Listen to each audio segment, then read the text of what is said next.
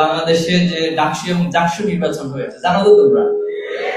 সেখানে দেখা গেল যে যারা অংশগ্রহণকারী তাদের মেজরিটি আছে মাদ্রাসা ব্যাকগ্রাউন্ড থেকে এসেছে, আর যারা নির্বাচিত হয়েছে তারাও আলহামদুলিল্লাহ মাদ্রাসা শিক্ষার্থী ছিল এবং মাদ্রাসা তারা দেখাতে পেরেছে যে তারা পৃথিবীর সব জায়গায় নেতৃত্ব দিতে পারে।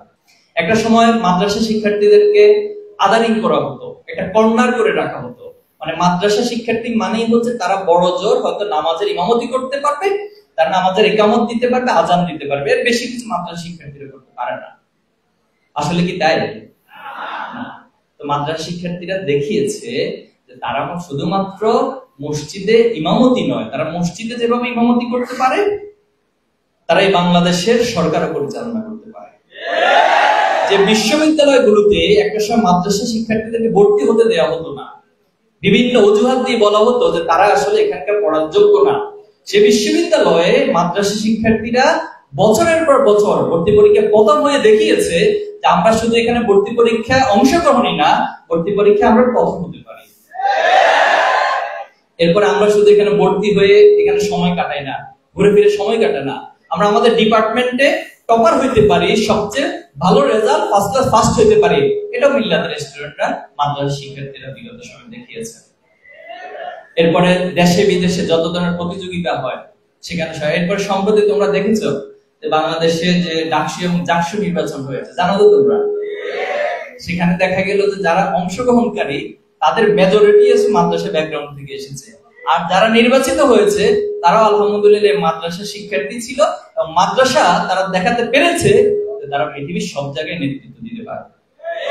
এবং এই সব কিছুকে হলিস্টিক জায়গা থেকে আমরা এই সিদ্ধান্তে উপনীত হতে পারি যে আল্লাহ রাসূল সাল্লাল্লাহু আলাইহি ওয়াসাল্লাম যেভাবে করে মানবতার জায়গা থেকে পুরো মানুষকে আপন করে নিয়েছিলেন, আল্লাহ রাসূল যেভাবে আল্লাহ রিসালাতকে প্রকাশ করেছেন, দাওয়াতি কাজ করেছেন, আবার আল্লাহ রাসূল সাল্লাল্লাহু রাষ্ট্রপ্রধান হয়েছিলেন।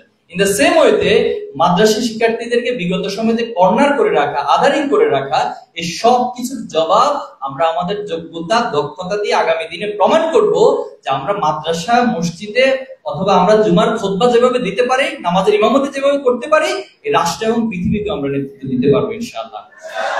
আমরা তোমাদের কাছে সেই প্রত্যাশা রাখছি। প্রিয় শিক্ষার্থী বন্ধুরা, ছাত্র শিবির তোমাদের জন্য কি করতে পারে? এখন এটা একটা প্রশ্ন, ছাত্র শিবির আসলে কি করে? ছাত্র শিবির একজন শিক্ষার্থীকে আল্লাহর গোলাম হওয়ার জন্য সবারকে উদ্বুদ্ধ করে। সে ক্লাসে যেভাবে করে ভালো রেজাল্ট করবে, ভালো ছাত্র হবে, ভালো শিক্ষার্থী হবে, আবার ইন দ্য সেম ওয়েতে আল্লাহর কাছে একটা খাঁটি গোলাম হিসেবে নিজেকে তৈরি করবে। এই সমাজের জন্য আদর্শ মানুষ হিসেবে সমাজ নিজেকে তুলে ধরবে, যোগ্য দক্ষ হিসেবে নিজেকে তুলে ধরবে। ছাত্র শিবির এই সহযোগিতাগুলো, যেটা আমাদের বাবার প্রত্যাশা, যেটা আমাদের মায়ের প্রত্যাশা, যেটা আমাদের সমাজের প্রত্যাশা, যেটা আমার আল্লাহ রাব্বুল আলামিনের প্রত্যাশা, এই সবগুলো প্রত্যাশা পূরণের জন্য ছাত্র শিবির একজন শিক্ষার্থীর সহযোগী ভূমিকা পালন করতে পারে এবং ছাত্র শিবির সেই কাজটাই দিনে দিনে করে যাচ্ছে। আমাদের আরেকটা বড় কনসেপ্ট হচ্ছে আল্লাহ তাআলা আমাদেরকে দুনিয়াতে পাঠিয়েছেন এই দুনিয়াতে আল্লাহর দ্বীনকে প্রতিষ্ঠা করার জন্য, খলিফা হিসেবে আমাদেরকে প্রেরণ করেছেন।